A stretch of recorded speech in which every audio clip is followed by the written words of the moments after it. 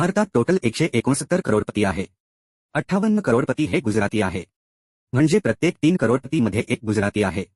2022 मधल्या सर्व्हेनुसार 86 गुजरात्यांची संपत्ती 15 लाख करोड रुपये एवढी आहे. हा नंबर एवढा मोठा आहे की 140 करोड भारतीयांच्या खात्यामध्ये 10,000 पाठवू शकतो. आणि तरी 72 लाख वाचतील. भारताला सर्व मोठ्या कंपन्यांचे मालिक हे गुजराती आहे. जस की अमूल, टाटा, अदानी, गोदरेज, पार्ले, रिलायन्स आणि दुसरी गोष्ट म्हणजे हे गुजराती भारतातच नाही तर बाकी देशांमध्ये पण आपला व्यापार करतात. बाकी देशांमध्ये पण ह्यांनी बाकी भारतीयापेक्षा जास्ती व्यापार वाढवला आहे. आणि जेही बाहेर देशांमध्ये व्यापार करतात त्यांची कामे त्या देशात राहणाऱ्या लोकांपेक्षा जास्त आहे. तर नेमकं गुजरात्यांमध्ये असं काय आहे जे बाकी भारतीयांकडे नाही? ते काय करतात की ते एवढे श्रीमंत आणि यशस्वी व्यापारी बनू शकतात? चला तर मग पाहूया की हे कशी वाढवतात त्यांचा व्यापार. यात सर्वात पहिल्या नंबरवर येतं स्मार्ट विक्री. निरमा कंपनी आपल्या सर्वांना माहीत आहे. Washing powder Nirma, washing powder Nirma, दूध सी सफेदी निर्मा से आए, रंगीन कपड़ा भी खिल जाए, सबकी पसंद निर्मा, वॉशिंग पावडर निर्मा, निर्मा. की कपडे धुण्यासाठी निर्म्याचा वापर केला जातो. निर्मा हे नाव कासनभाई पटेल यांच्या मुलीचं होतं. एका ऍक्सिडेंटमध्ये ती वारली. त्यांना त्यांच्या मुलीला अमर करायचं होतं. ते त्यांचा जॉब करून घरी यायचे आणि कपडे धुवायच पावडर बनवून पाहायचे आणि बनवलेल्या पावडर पासून ते कपडे धुवून पाहायचे आणि शेवटी ते यशस्वी झाले. त्यांनी त्या पावडरला नाव दिले निर्मा. आता त्यांना निर्माची विक्री करायची होती. इथून सुरू झाला त्यांचा प्रवास. त्यांनी पाहिलं मार्केटमध्ये कपडे धुवायच पावडर 10 ते 15 किलो रुपयाला विकले जात होते, जे की मिडल क्लास गृहिणींसाठी खूप महाग होत होते. तेव्हा त्यांनी तो निर्मा 3 किलो रुपयाला विकला. आता तो विकायचा कसा? तर त्यांनी रोज सायकलने सर्वांच्या घरी जाऊन निर्मा विकला. निर्मा हे नाव एवढं जग प्रसिद्ध झालं आहे की दुकानात गेल्यावर कुठल्याही कपडे धुवायच्या पावडरला निर्मा म्हणूनच मागतात. आज तो 23,000 करोडांचा मालक आहे. ते इथेच थांबले नाही. त्यांनी टीव्हीमध्ये ऍड द्यायचा विचार केला जेणेकरून निर्माबद्दल सर्व लोकांना माहीत पडेल. आणि निर्माची ऍड एवढी प्रसिद्ध झाली की सर्व लोकांमध्ये चर्चा सुरू झाली. निर्माच्या ऍडने सर्व भारतीयांना आकर्षित केले आणि निर्माची मागणी खूप मोठ्या प्रमाणात वाढली. ज्यांनी सायकलने निर्मा विकला तो आज मर्सिडीज सारख्या मोठ्या गाड्यांमध्ये फिरतो आहे. यावरून आपल्याला हेच समजते की गुजरातमधल्या लोकांना हे समजतं की कोणत्या गोष्टीची कमी आहे आणि ती कमी कशा प्रकारे पूर्ण केली जाऊ शकते. दुसरी गुजरात्यांची क्वालिटी पाहूया. आपल्या प्रतिस्पर्ध्याच्या 2 पाऊल समोर राहणे. या गुजरात्यांची कहाणी खूप वेगळी आहे. हा रोज सिनेमा टॉकीजमध्ये काम करायचा आणि रोजचे 90 रुपये कमवायचा आणि घरी जाऊन हाताने चिप्स बनवायचा. पण आज ह्या हातानी चिप्स बनवणाऱ्या कंपनीची किंमत 4,000 करोड एवढी आहे. ह्या कंपनीमध्ये बनणारे प्रॉडक्ट्स एवढे यशस्वी आहे की ते लेझ आणि कुरकुरे सारख्या कंपन्यांना मागे पडतात.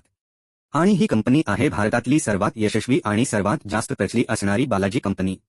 या कंपनीचे मालक आहे चंदूभाई विराणी. चंदूभाई विराणी एक साधे शेतकरी होते.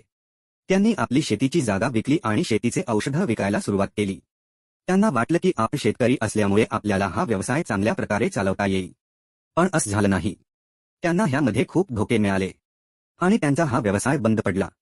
त्यानंतर त्यांनी एक सिनेमा टॉकीजमध्ये काम करायला सुरुवात केली. एकदा त्या टॉकीजमधलं कॅन्टीन बंद पडलं. तेव्हा त्या कॅन्टीनच्या मालकाने चंदूभाई यांना कॅन्टीन चालवायला लावले आणि कॅन्टीनमध्ये बनणारे चिप्स त्यांना त्यांच्या घरी बनवावे लागले.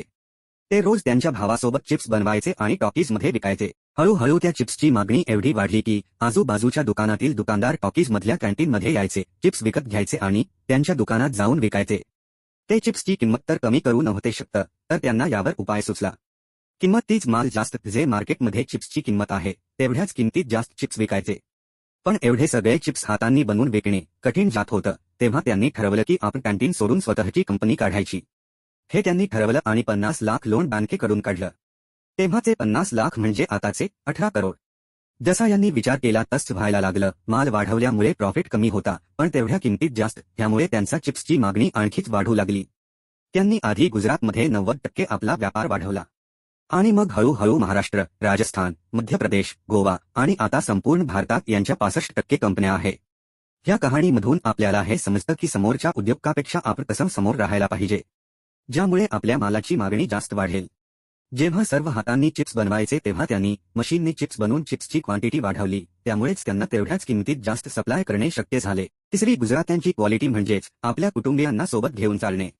अमेरिकेत 53,000 हॉटेल्स आहे, त्यातले 22,000 हॉटेल हे भारतातल्या गुजरात्यांचे आहे. हे 6 लाख लोकांना नोकऱ्या देतात. म्हणजे अर्धी अमेरिका गुजराती चालवतात. ह्याची सुरुवात झाली 1942 जेव्हा कांजीभाई मनमोहन देसाई गुजरातवरून अमेरिकेत गेले. त्याच वेळेस जपानने अमेरिकेवर हल्ला केला. अमेरिका आणि जपान दुश्मन झाले. तेव्हा अमेरिकेत राहत असलेल्या जापनीज लोकांना राहायला जागा नव्हती. त्यांना दाफीर समजलं जात होतं. तेव्हा देसाईजीला युक्ती सुचली. त्यांनी 32 रूम्सचा हॉटेल 90% डिस्काउंटमध्ये मिळालं. त्या हॉटेलमध्ये त्यांनी त्यांच्या कुटुंबियांना सुरक्षित ठेवलं आणि जेव्हा युद्ध संपलं तेव्हा त्यांनी सर्व हॉटेलमधल्या लोकांना काढून टाकलं आणि त्याच्या कुटुंबियांना कामावर ठेवलं. जेणेकरून काम करणारे लोक हे घरचे राहतील. आणि असं करून त्यांनी एक हॉटेल विकत घेतले आणि त्यांचा व्यापार वाढवला. 1972 मध्ये युगांडामधल्या पंतप्रधानाने सर्व ऐशीन आपल्या देशातून बाहेर काढून टाकले. तेव्हा अमेरिकेत जे पटेल गुजराती होते त्यांनी युगांडामध्ये असलेल्या पटेल गुजरात्यांना सांगितले की तुम्ही अमेरिकेत या, आम्ही तुम्हाला मदत करू. सर्व पटेल्सनी एक करून अमेरिकेचे हॉटेल विकत घेणे सुरू केले. आणि अशा प्रकारे गुजरात्यांनी अमेरिकेत पण आपला व्यापार वाढवला. अमेरिकेतले कांजीभाई पटेल ज्यांचे अमेरिकेत सर्वात जास्त हॉटेल आहे, ते म्हणतात की if you are Patel then open new hotel. तर ह्यातून आपल्याला हे समजतं की गुजरातीमध्ये एकता आहे, ज्यामुळे ते त्यांच्या समाजाला पण स्वतः सोबत घेऊन चालतात. गुजरात्यांची चौथी क्वालिटी म्हणजे उद्योगात रिस्क घेणे. 1997 मध्ये कॅराको फार्मा जे की एक अमेरिकन कंपनी होती, त्या कंपनीचे काही शेअर्स सन फार्मा जी की भारतातली कंपनी होती तिने विकत घेतले. कॅराको फार्मा कंपनी लॉसमध्ये होती तरी सुद्धा त्यांनी कोणतीही न ऐकता ह्या कंपनीमधले शेअर्स घेतले. त्या कंपनीला हळूहळू त्यांनी विकत घेतलं आणि हळूहळू त्या कंपनीला सुधारावलं. 2002 मध्ये हा व्यापार नफाचा तोट्यामध्ये बदलला. आता ते एवढ्या प्रॉफिटमध्ये आहे की आज सन फार्मा कंपनीसाठी 33% पैसे हे अमेरिकेवरून येते आणि भारतातल्या मार्केटमधून 33%. आज ही कंपनी यशस्वी कंपनी म्हणून ओळखल्या जाते. कोणाचीही न ऐकता त्यांनी त्यांच्या कामामध्ये रिस्क घेतली आणि आज ते एवढे यशस्वी होऊ शकले. गुजरात्यांची पाचवी क्वालिटी म्हणजे नवीन संधीच्या शोधात असणे. गुजराती लोक नेहमीच नवीन संधीचा शोध घेत असतात आणि त्यावर काम करासाठी नेहमी तयार असतात. आणि अशीच कहाणी आहे डायमंड व्यापारी सावजीभाई ढोलकी चाची. सावजीभाई घरचे गरीब असल्यामुळे त्यांनी आपले शिक्षण मध्येच सोडले आणि सुरतला त्यांच्या काकाकडे गेले. त्यांचे काका डायमंड कंपनीमध्ये काम करायचे. त्यांनी पण त्याच कंपनीमध्ये काम करणे सुरू केले. त्यातून त्यांना या 180 रुपये पर मंथ मिळायचे. 10 वर्ष काम करून त्यांनी त्या कंपनीमध्ये खूप काही शिकून घेतलं. नंतर त्यांनी हळूहळू त्यांच्या भावासोबत मिळून डायमंड पॉलिशचा उद्योग सुरू केला. काही दिवसांनी भारताचे इतर देशांसोबत संबंध वाढत होते. तेव्हा त्यांनी इतर देशांमध्ये पण डायमंडची आयात निर्यात करणे सुरू केले. कंपनी चांगली सुरू होती पण काही कामगार कंपनी सोडून जात होते. तेव्हा त्यांनी एक युक्ती लढवली आणि त्यांच्या कंपनीमध्ये काम करणाऱ्या कामगारांना राहण्यासाठी घर आणि कार गिफ्ट केली. अशा प्रकारे त्यांनी नवीन संधी शोधून आपला व्यापार वाढवला. तर अशा प्रकारे आपण पाहू शकतो की हे गुजराती नवनवीन संधी शोधतात आणि त्यावर काम करून आपला उद्योग वाढवतात. गुजराती लोक हे संबंध वाढवण्यात खूप निपुण असतात. त्यामुळे त्यांचा उद्योग वाढायला मदत होते आणि म्हणूनच हे गुजराती एवढे यशस्वी आहे.